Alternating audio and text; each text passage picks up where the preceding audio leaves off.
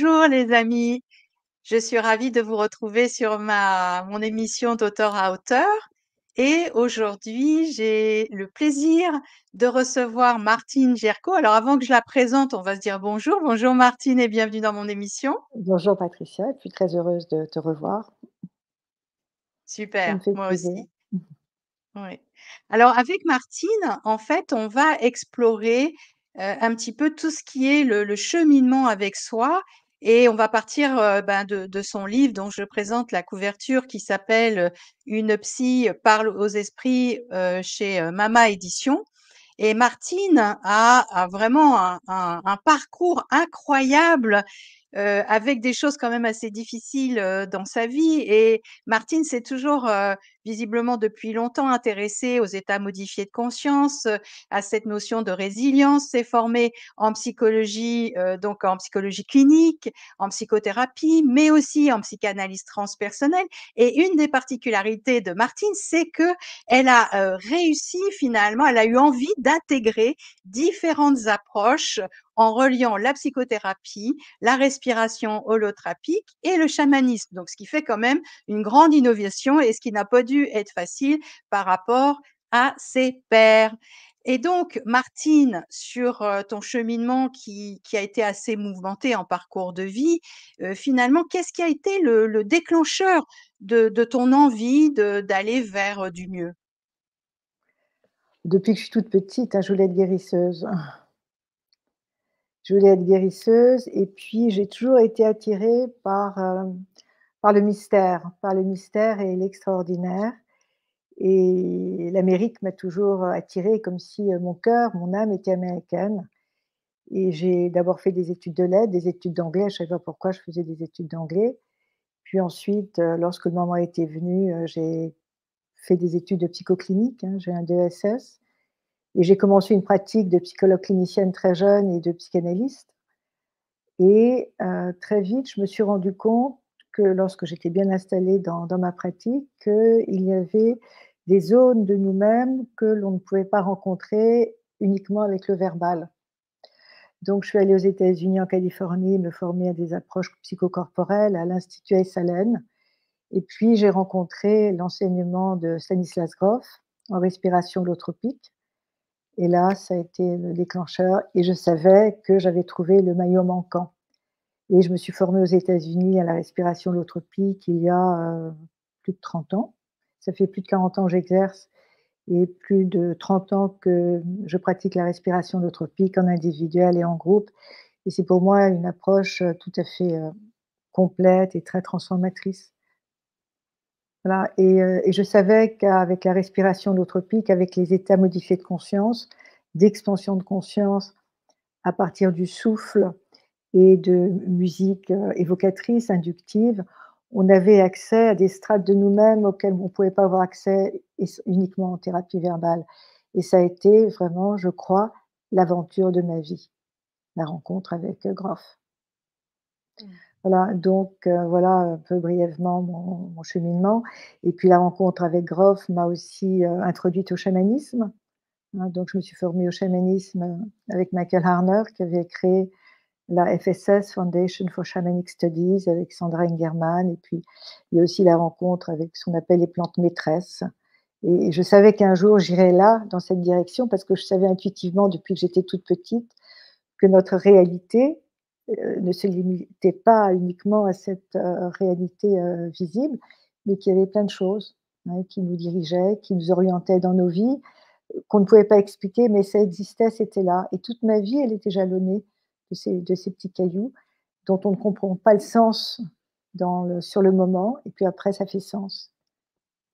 Voilà, je ne sais pas si j'ai répondu à ta question, mais puis l'écriture Oui, oui, aussi, l'écriture a oui. toujours fait partie de ma vie, en fait. Et le côté art aussi dans la peinture en fait Ouais, qui a ouais. été utile à des moments donnés par rapport à à ta propre histoire, à ton propre parcours, hein. Oui, la peinture, est venue après une première agression. J'en parle dans mon livre, mais c'est pour ça que moi je suis très résiliente et je pense que donner du sens à l'épreuve, ça nous permet de nous dépasser et d'aller au-delà de la souffrance et pour me guérir donc de ce premier stress traumatique, qui a été causée par une agression, à main armée, à arme à feu, dans mon cabinet. J'ai pas voulu prendre d'anxiolytiques ni d'antidépresseurs comme le suggérait un ami psychiatre et je lui ai dit: «Écoute, j'ai une approche chamanique depuis plusieurs depuis plusieurs années, je vais prendre mon tambour, je vais demander à mes guides, à mes esprits tutélaires» parce qu'en chamanisme, on fonctionne avec des guides et puis, avec toute la foi, c'était même pas la foi, heu, il fallait que j'ai une réponse. Je savais que la réponse, elle viendrait pas de mon mental ou de mon conscient et que ça serait pas une réponse que je pourrais trouver dans une thérapie verbale et encore moins avec des antidépresseurs et j'ai entendu cette réponse qui a fusé, donc j'ai pris mon tambour, j'ai posé la question. Alors on pourrait dire que c'est notre inconscient, notre conscience supérieure, notre âme, peu importe. Ça a fusé la réponse et c'était en français et en anglais, peint et paint, parce que j'ai toujours vécu entre le français et l'anglais. Donc j'habitais à l'époque, à Montparnasse, qui est le quartier des artistes et il y avait un magasin qui s'appelait, Sennelier, qui est un marchand de couleurs, réputé pour les peintres. Jamais j'avais osé rentrer dans le magasin et après ce voyage chamanique, je suis rentrée dans le magasin, j'ai acheté plein de matériel et le lendemain, je me suis mise au travail, mais c'est pas mon mental qui peignait, ça peignait à travers moi. Donc je peignais en état d'expansion de conscience et ça a été le chemin, le cheminement vers ma guérison. Donc j'ai pas eu besoin de prendre Mmh. d'antidépresseurs et cetera et si Alors, je n'avais jamais juste, eu je t'interromps 2 minutes Martine parce que, par rapport à ce que tu ramènes là, c'est comprenez bien que c'est la propre histoire de Martine et que pour certains, ces médicaments peuvent être utiles. Pour d'autres comme toi, absolument, non. mmh Mais je mh. voudrais qu'on relativise ça quand même parce que parfois, il y a des personnes qui vont pas vouloir prendre des médicaments Ouais, mmh. malheureusement et ils plongent, ils plongent, ils plongent. Donc j'aimerais qu'on amène une petite nuance si tu veux bien, que ça concerne vraiment ton histoire et ton parcours. Ah mais je ne parle qu'en mon nom propre et Ouais. j là, cette fois-ci, je n'ai pas pris d'antidépresseurs, la peinture a été ma guérison. Par contre, puisque tu parlais de ma résilience et puis des épreuves, Mmh. j'ai été agressée plusieurs années après, à arme blanche, dans mon cabinet, à nouveau. C'était un cabinet différent, mais j'étais agressée et c'était une histoire, je me suis fracassée, en fait, puisque j'ai sauté du premier étage pour échapper à l'arme blanche de l'agresseur et bon, je vais pas raconter mon histoire, mais cette fois-ci, j'ai pris des antidépresseurs parce que j'avais le corps en charpie, en fait. Mais je me suis réintégrée, on le voit pas, bon, mais intérieurement, j'étais très mal et j'ai accepté évidemment de prendre des anxiolytiques, des antidépresseurs, des somnifères parce que je pouvais pas dormir. Mon corps était en flammes, en feu et puis cassé, brisé, puis une tranche de psychothérapie et je dis toujours qu'il ne faut surtout pas diaboliser les antidépresseurs parce que c'est utile parallèlement à une psychothérapie. Voilà, mais c'est mon histoire et je parle en mon propre nom. Comme Oui, la je respiration holotropique. On peut pas tout le monde ne peut pas la pratiquer, il y a des contre-indications et surtout ne pas pratiquer en solo. Il faut rester extrêmement prudent et vigilant lorsqu'on entreprend quelque chose. Mmh. Oui et c'est ça qui est important, c'est de bien comprendre que chacun a une histoire, un passé, a des expériences qui, bon, effectivement peuvent être très, très douloureuses et très difficiles à gérer, mais il y a cette envie d'aller vers la résilience. Peut-être que tu peux nous redonner une définition de ce qu'est la résilience pour ceux ou celles qui sont pas encore habitués à ce qu'on met sous ce terme? Alors je parle à nouveau en mon nom propre. Il est évident que ces épreuves, je m'en serais bien passée, c'est évident. Mais je crois que le propre de la résilience, c'est de pouvoir donner du sens à l'épreuve. Alors quand on est au cœur de l'épreuve, c'est extrêmement difficile parce qu'on doit d'abord se restaurer physiquement. Moi, j'avais plein de ferrailles, j'avais un corset. J'étais vraiment dans la nuit. Je vivais la nuit noire de mon âme. Et puis quand j'ai commencé petit à petit à retrouver l'usage de mon corps, de la marche, de mes mains, enfin, c'était terrible. À ce moment-là, j'ai pu, à l'intérieur de moi, trouver une force mentale pour m'aider, sinon à accepter, à dépasser l'épreuve. Parce qu'en fait, accepter. Bien sûr qu'on doit accepter. Je ne peux pas faire autrement que de ne pas accepter, puisque de toute façon, j'étais dans cet état. Mais c'est qu'est-ce que tu vas faire de cette expérience pour elle te permette d'abord de continuer à vivre et de vivre en personne différente. Parce que c'est vrai que ça m'a complètement, transformée. J'ai quitté une vie qui était plus pour moi. J'ai pu aussi pendant, ma convalescence, j'étais pendant de nombreux mois en rééducation, en convalescence, écrire mon livre «Une psy parle aux esprits». Alors on me demande toujours: «Mais quel est le sens de ton titre? Tu parles aux esprits, alors tu parles». Non, je ne fais pas tourner les tables et je ne parle pas aux défunts. Mais Oui, c'est vrai Martine, j'ai eu cette première impression, aussi en disant: «Une psy parle aux esprits», je vais m'attendre à trouver que tu parlais aux défunts, mais c'est pas du tout, enfin c'est pas ça quoi, hein, c'est autre chose que tu veux bien nous détailler un peu plus ici?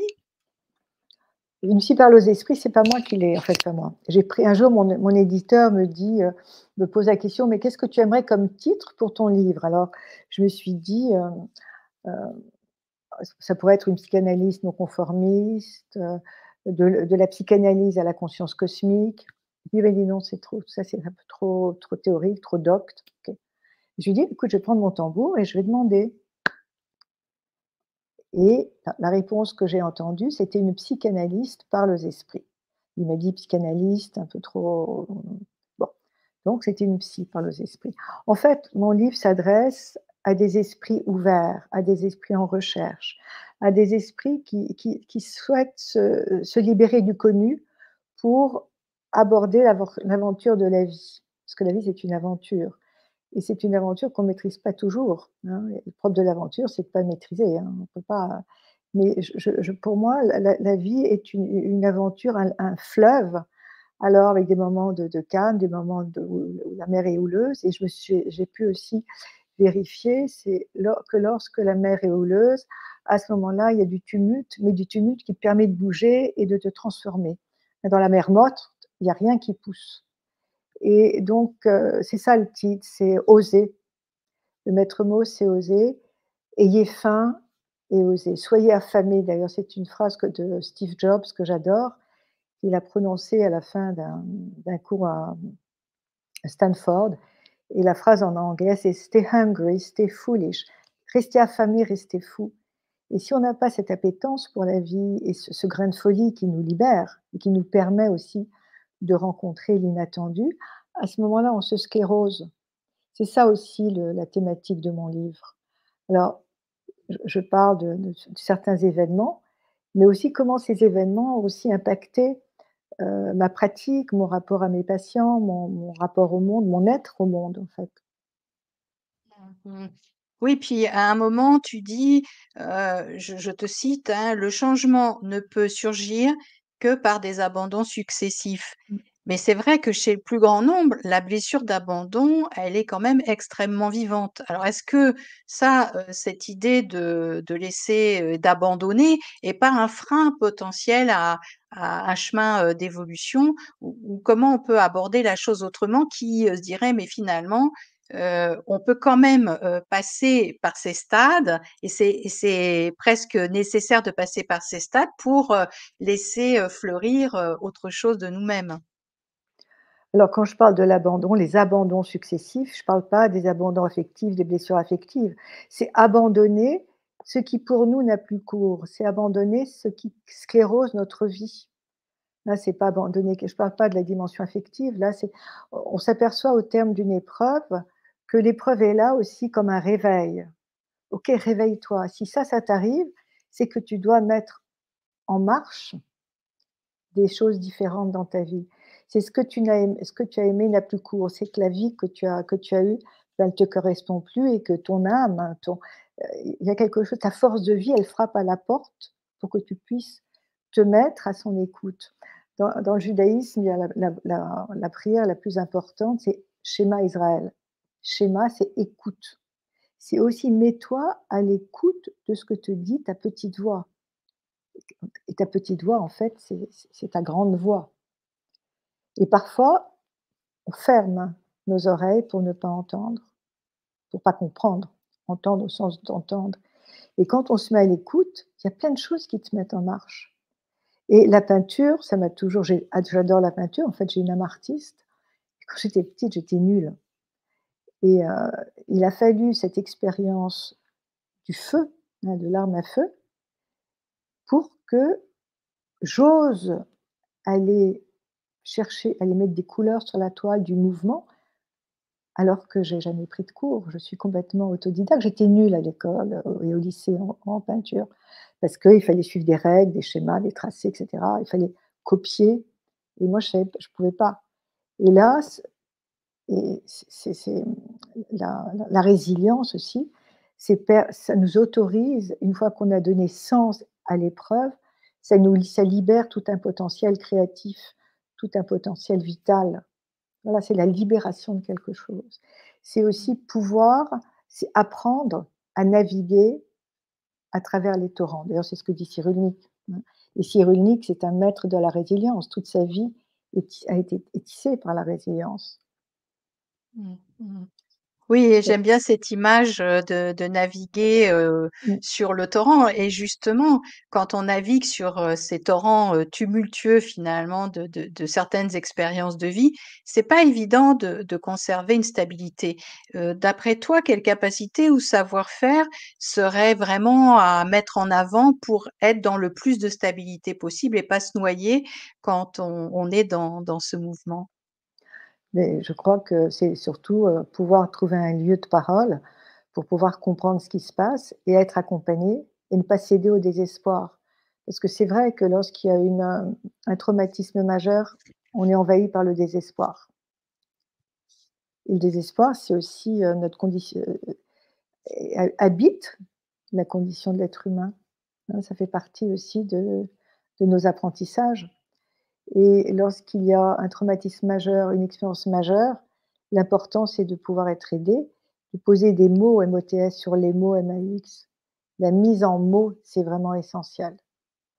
Et le travail psychologique, c'est aussi le travail spirituel. On peut pas, le psychothérapeutique, hein. D'ailleurs, c'est très intéressant parce que quand on fait l'étymologie du mot psychologie, bah, logie, c'est logos, hein, c'est le et puis psycho, ça vient du mot grec, psyché, l'âme, mais aussi le souffle. Et le souffle, c'est ce qui alimente notre vie. Donc, quand on dissocie le travail psychologique du travail spirituel, non, non, ça va ensemble. Alors évidemment, tout dépend de la personnalité du thérapeute, mais on ne peut pas les dissocier vraiment. Mmh. Oui, c'est vraiment ce dont on peut prendre conscience et ce que tu ramènes, très bien Ouais, dans ton ouais, livre et dans ta manière d'aborder, c'est qu'il y a on est fait de plusieurs dimensions. Il y a l'esprit, il y a le corps, la respiration, l'énergie, l'âme, donc on peut pas finalement s'occuper que seulement d'un des aspects. Et alors j'avais une question parce que, ce qui me semble important, c'est que des fois justement, on peut confondre entre ce qui est vraiment une émergence, spirituelle et une espèce de décompensation, psychotique où on a l'impression, d'être en mille morceaux. Je pense que c'est important de faire la différence. Est-ce que tu peux nous en dire quelques mots? tout à fait. Et maintenant, si tu veux, là, il y a une espèce de tarte à la crème où les gens veulent connaître l'éveil. Alors, ils assistent à plein de stages, et cetera, l'éveil des chakras, l'éveil de la kundalini, mais sans avoir fait de travail sur eux-mêmes.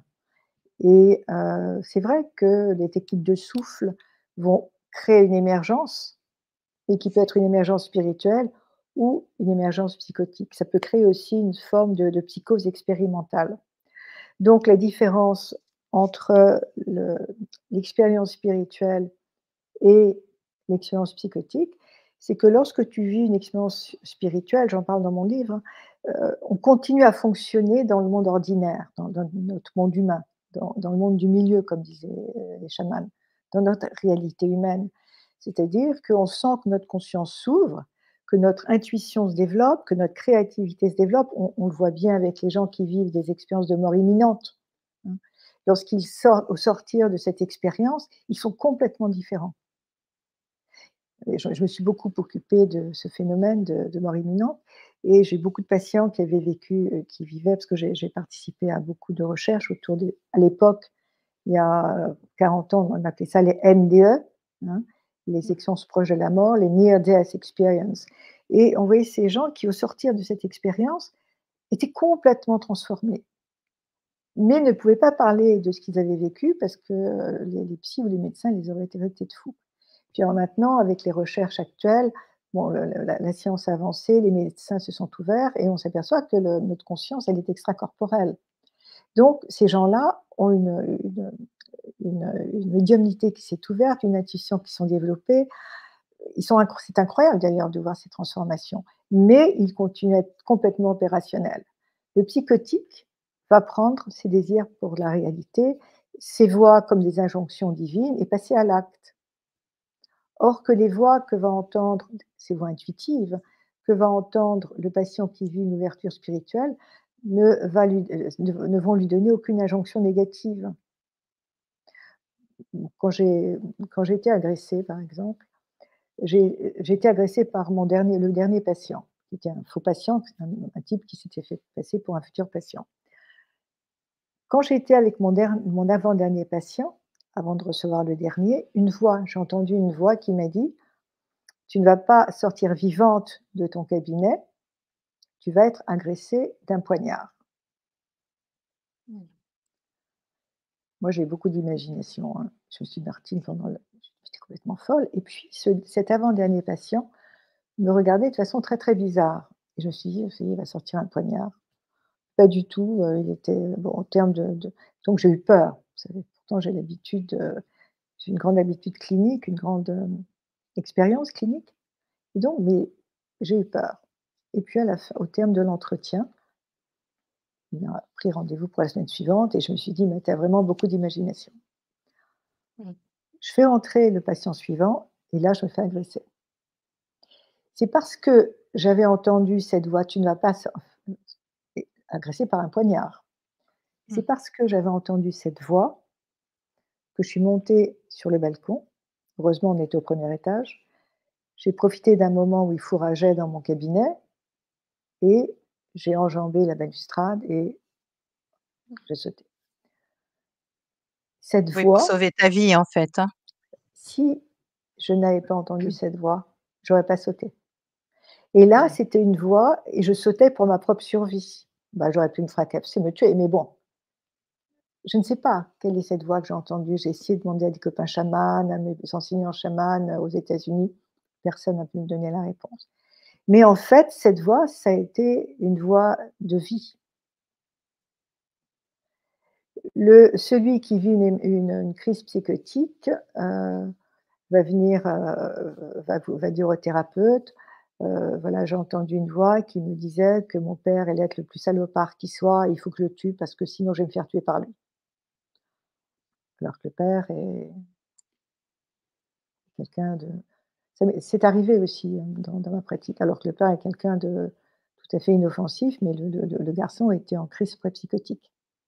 Mmh. Donc il a été médicamenté, donc il était plus du tout opérationnel dans la vie.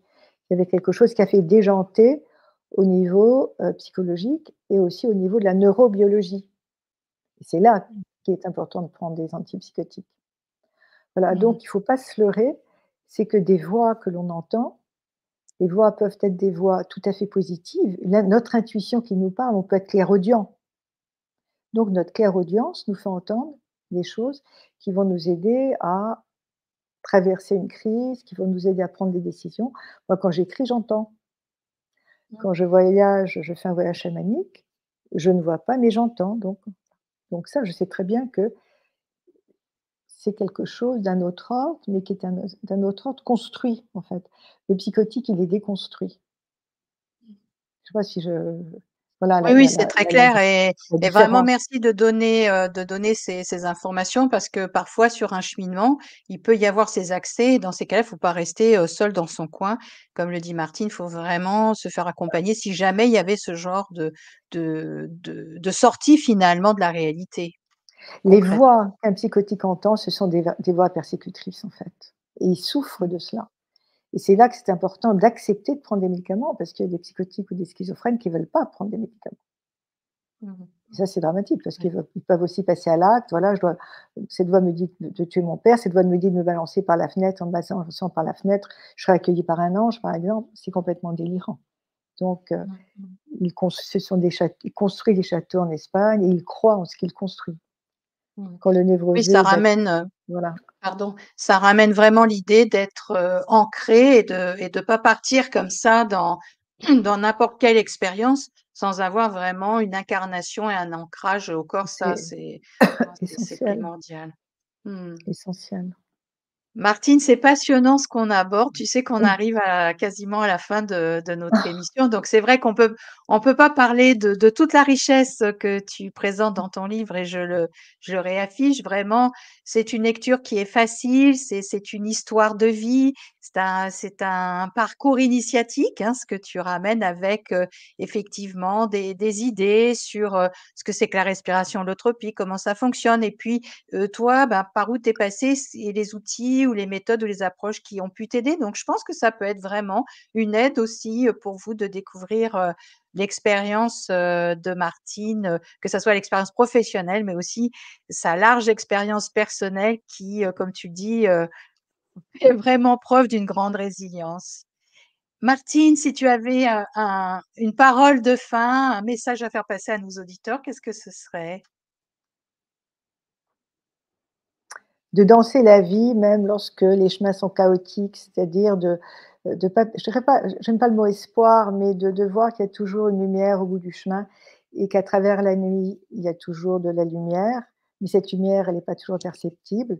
Puis j'aime bien cette phrase de Nietzsche qui dit, «Il faut avoir accouché du chaos pour donner naissance à une étoile qui danse». Je crois que je la mets dans mon livre, mais c'est une phrase qui m'a longtemps suivie et qui me suit encore, parce que ça m'arrive aussi parfois d'avoir des moments un peu tristes, surtout quand je vois ce qui se passe, dans le monde et même en tant que psy, après avoir fait un très, très, très long travail sur moi, puis en continuant parce que c'est sans fin, ben, on se sent bouleversé, hein, par la marche du monde et c'est de rester toujours, conscient de notre humanité. Je crois que c'est vraiment important.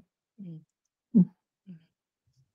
C'est une, très belle, phrase de Mmh. fin, idée de fin. Merci Martine beaucoup, énormément d'avoir participé à cette émission et merci aussi à vous, chers amis auditeurs et auditrices, d'être toujours présents et présentes et pensez à liker ma chaîne YouTube pour, continuer à recevoir, tous ces beaux échanges, que nous pouvons avoir. Merci Martine. Merci à toi pour ton accueil, ça m'a fait très, très plaisir. Et tu comme tu sais, j'adore partager, donc c'était bien. À une prochaine fois. Une bonne fête de fin Ciao d'année à tout tout le le monde. monde. Bonne fête de fin d'année. Au revoir.